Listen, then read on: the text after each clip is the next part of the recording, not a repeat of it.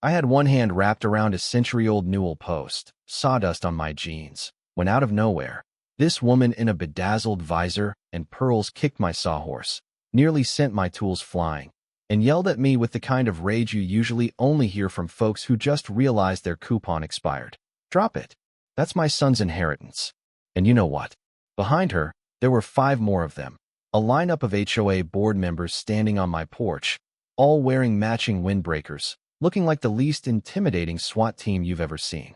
7:14 in the morning, pine resin thick in the air, and there I was, holding a screwdriver like it was Exhibit A in some wild property crime I absolutely did not commit. One of those board members, this guy in khakis so starched you could probably slice bread with them. He's actually taking pictures of me, like I'm vandalizing my own house. And let me just back up a sec, because maybe you're wondering how the heck I got myself into this mess. Name's Caleb Hart. I'm a contractor, quiet kind, lover of creaky floors, old timber that remembers winters I wasn't even alive for. I bought this place, Wickham Lodge, at a county tax auction, a 150-year-old cabin mansion that everybody else thought was too far gone to bother with. Got it for 42 grand, believe it or not, because nobody wanted to deal with rotted sills, a collapsing porch, windows so warped they actually whistled when the wind blew right. But me? I saw history, potential, stories written into the beams, just waiting for somebody to care. So, of course, that's when Priscilla Dorn swoops in. President of the HOA, always dressed for tennis, always one step away from handing out citations for smiling incorrectly. She's also mother to Bradley Dorn, a realtor who lists houses the way folks sell used cars. Loud, flashy, always with those exclamation marks in the listings, like he's yelling at you through the screen. Priscilla didn't waste any time. Second day I'm working, she parks at the curb, not a hair out of place, and lets me know, real smooth, that Wickham Lodge spiritually belongs to her family. Her logic? Her grandma's second cousin once knew someone who worked for the Wickhams, or something equally ridiculous. I checked my deed. No mention of spiritual anything. Just my name, the county, and a perfectly legal tax sale. But Priscilla wasn't having it. She started slow, death by paperwork. Every morning, pastel notices taped to my door. Unapproved historical activity. Sometimes I get 2, 3 a day. Then, out of nowhere, I get a $500 fine for excessive period-appropriate charm. I mean, come on. I didn't even know that was a thing. I called the county.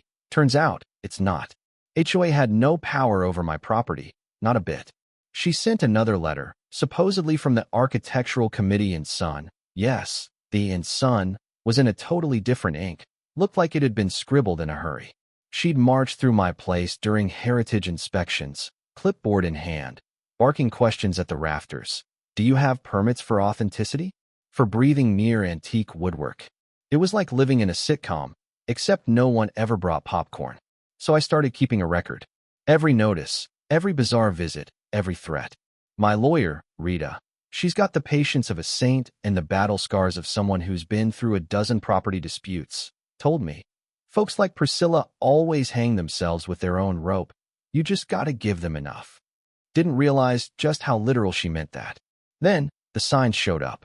Big, ugly, yellow things, private park, HOA members only, hammered right into my lawn, like she was staking a claim on Mars. I'd pull them out, she'd put them back. We did this 4 times in a week. Next came the HOA newsletter, accusing me of stealing the Dorn family homestead. She even had a family tree in there, lines crisscrossing, names misspelled. Bradley somehow descended from 3 different Wickham siblings. I couldn't make this up if I tried. Bradley, meanwhile, was filming TikToks on my front steps, gesturing at the house like he was a game show host, telling his followers how this was his ancestral property. He kept saying, "My ancestors built this with their bare hands." Newsflash, the Wickhams hired professional builders, and the county's got the records to prove it. But logic was just background noise to this bunch. It got meaner. Someone zip-tied a chain across my drive. Someone else, let's be real, probably Priscilla, stuck a bright orange stop-work sticker on my door, complete with a fake county seal. The kicker? The seal had a seagull on it. We are 3 hours from the ocean.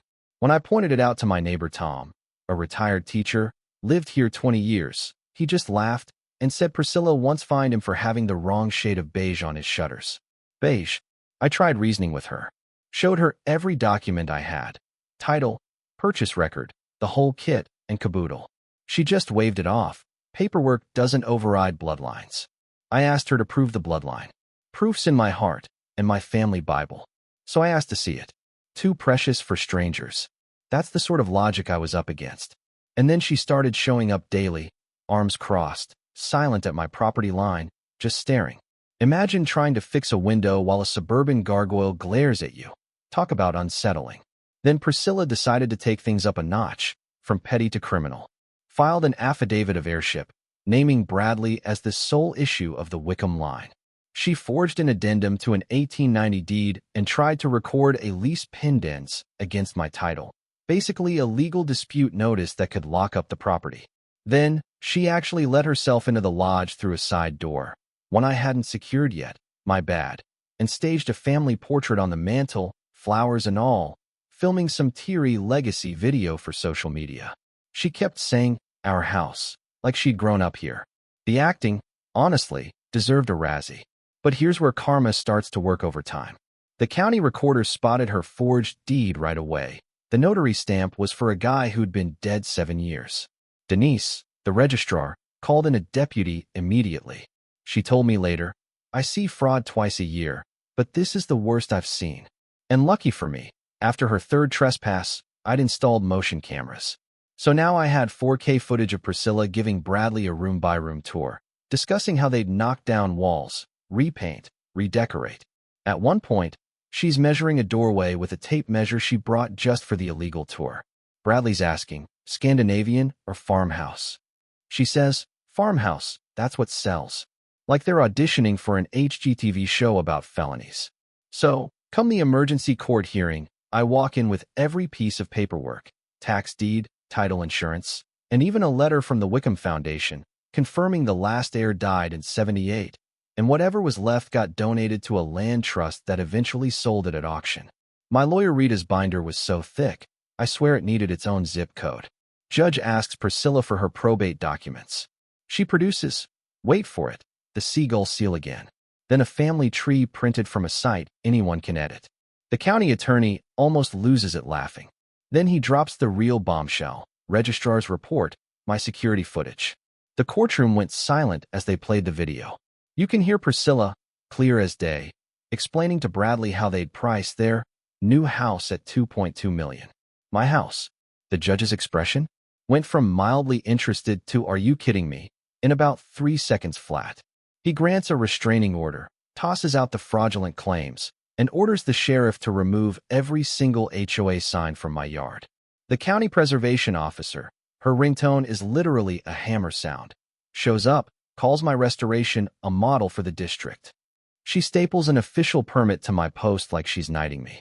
I half expected a trumpet. Saturday morning, the whole neighborhood's out with camp chairs as the sheriff's truck idles by my porch. Word spread fast. People from the next subdivision came to watch. Deputies peeled off fake stickers, loaded up all the HOA's trespass signs, and served Priscilla with charges, filing false instruments, criminal trespass, attempted extortion. The kicker? Those fines she'd tried to slap on me, contingent on me giving the house to her son, made it extortion. She tried to pivot, right there in the street, started ranting about heritage and legacy, her voice getting squeakier and more desperate. The prosecutor looked like someone who's heard every HOA excuse in the book, wheeled out a TV and played Priscilla's 4K How to Reclaim My Foyer tutorial for everyone to see. It was all there, her whole strategy, every lie, caught in crystal clear video. And the neighbors? They applauded. Tom was clapping so hard, I thought he might throw out his back. Bradley asked if he could at least keep the TikTok videos. The prosecutor told him they were evidence now, and maybe he should start prepping for a real estate ethics hearing. Then came the final hammer drop. Judge issued a permanent injunction. Priscilla can't come within 50 feet of my lot line, ever.